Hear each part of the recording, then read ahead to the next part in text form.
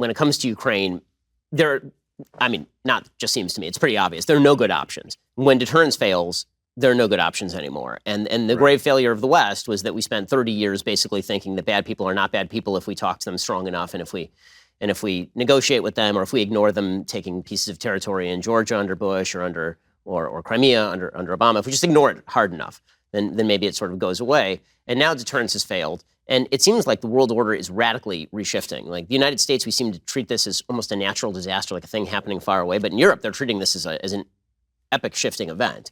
And they're talking about rearming. They're talking about forming new security alliances with Eastern European countries. Where do you think this ends up?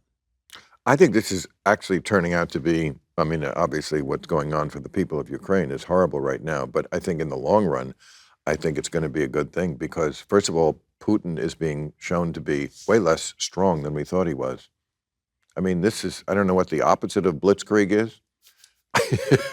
Quagmire. Yeah, he's quagmiring. Yeah. Right. It was supposed to be a cakewalk. So was Iraq. I'm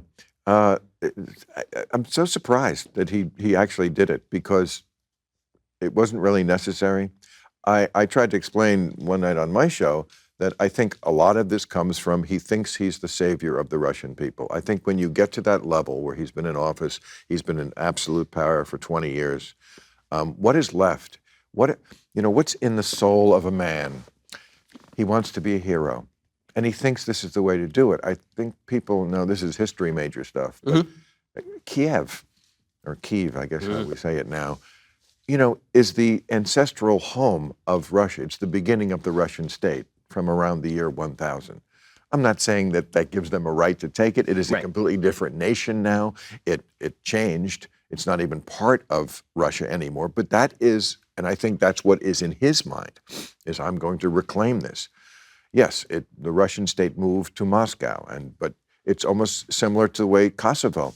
When Milosevic started the Balkan Wars, it was all about, the year was 1989. It was the 600th anniversary.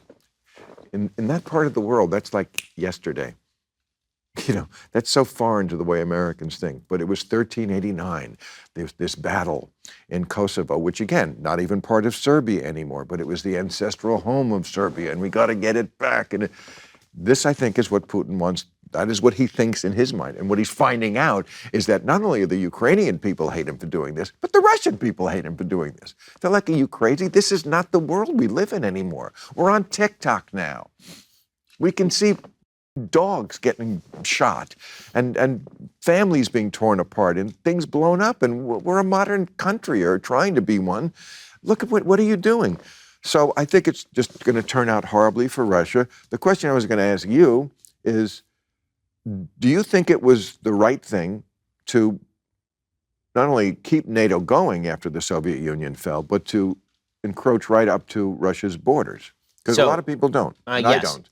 I actually do think that, I think that, here's the thing. If you are going to make overtures to a nation that they should try to join NATO and then not back it up, that's the worst thing you could do. So we took sort of the worst path with Ukraine. We were encouraging them, maybe you'll join NATO, maybe you won't join NATO. If you make an overture, maybe we'll consider it. And so that leaves them in an incredibly vulnerable spot, because we're basically saying to them that you have to make overtures to us, and meanwhile Russia's on your eastern border. And so Russia's looking at that going, no, we're not going to do this at all. If you're going to make a move, make it strong. In other words, if you're going to have Ukraine join NATO, make Ukraine join NATO, and you make sure that they have the armaments necessary to defend themselves, and you have a mutual alliance pact. If you're an independent armed nation, by the way, right now, to me, the one long-lasting ramification of this that's incredibly dangerous. If you're a non-aligned nation right now, you don't have a mutual defense guarantee with either China or Russia or the United States. How fast are you looking for a nuclear weapon right now? You are looking like hell for a nuclear weapon right now, because you don't want to be in a conventional war with a major power. But that's not what I'm asking you. I'm asking you 30 years ago. Yes. 1991. Okay. What should we have done then? The Soviet Union fell. NATO was formed specifically to counter the Soviet Union and communism, which now was no more. Why keep that alliance going? Why not invite Russia? At that moment, Boris Yeltsin took over, right? Invite them. You're one of us now, as opposed to keeping this organization going past the point where it had a reason to be going. The question is whether you really thought that Russia was going to be and develop toward being a friendly nation to the West or not. If you were skeptical, but that caused them not to be. I mean, I wonder if that's the case. I mean, well, we'll never know. But if they had disbanded NATO and said, "Look, we're all capitalist countries now. We're not fighting communism anymore, and we're not fighting the Soviet Union because it doesn't exist. So we should stop having this organization which treats you like the enemy and bring you in." So I disagree to one extent, which is that you'll notice that there are a bunch of nations that Putin has attempted to invade. Not one of them is a member of NATO. So I think Latvia, Lithuania, and Estonia would all be Russia right now if we had gotten rid of NATO. I mean, Finland has been bordering Russia since 1949 as a member of NATO. All of these nations joined NATO in the 90s. Latvia, Lithuania, Estonia, I think they all joined either 99 or 2004.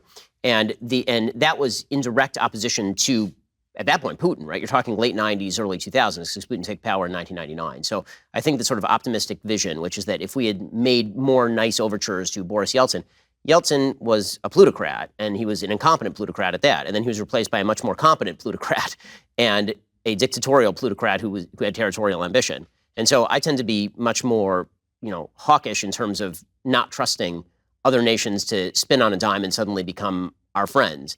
And so the idea it worked that with Japan and Germany, didn't it? Well, no, we fully occupied Japan and Germany after nuking Japan twice and after firebombing the living hell out of Germany. So we didn't actually do any of that to Russia. But we welcomed Japan and Germany.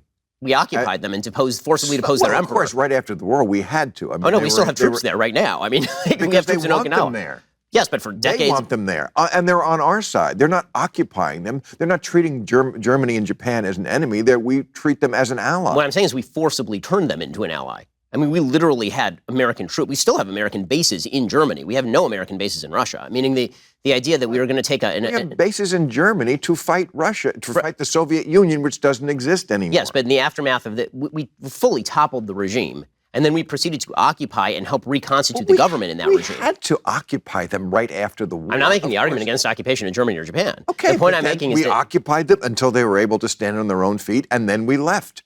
The bases there were for them because they were our allies now. Well, I mean, we needed to keep the bases there also in order to encourage Japan, for example, not to go after nuclear weapons. The idea is we'll defend you so you don't have to defend yourself. We don't want you rearming militarily. Right? We built an entire European Union and EC yes. We also made in order to keep Germany down. Right? That also made the emperor go on the radio and admit he wasn't a god. Right. So I mean, there's try to make that speech. There's a really good book by a woman whose name escapes me right now. It's called Secondhand Time, won the Nobel Prize a few years back, and it was an oral history of Russians talking about the Soviet Union post-Russia. So it's just her interviewing a bunch of people who are standing around in 2000 talking about what the Soviet Union was like.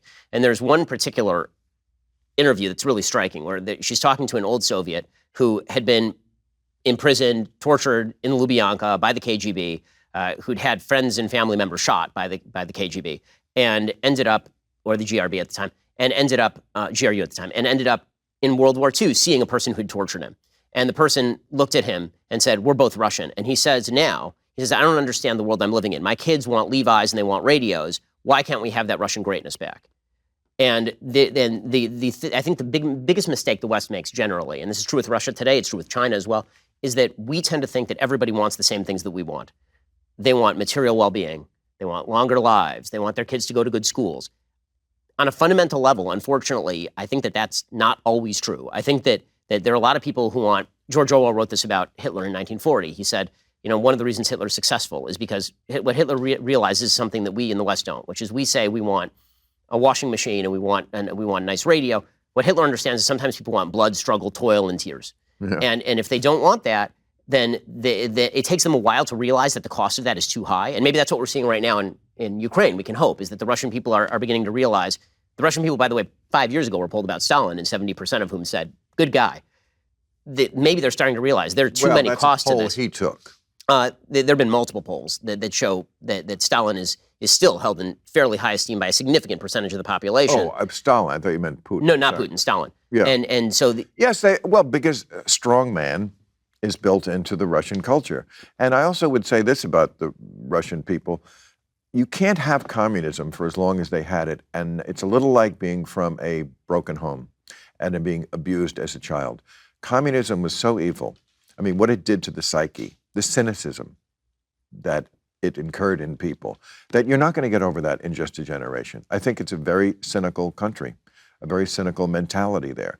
And when I hear people nowadays, fact-free, talking about how a lot of if you look at Gen Z, it's like a lot of them think, oh, maybe communism be good to give that another try.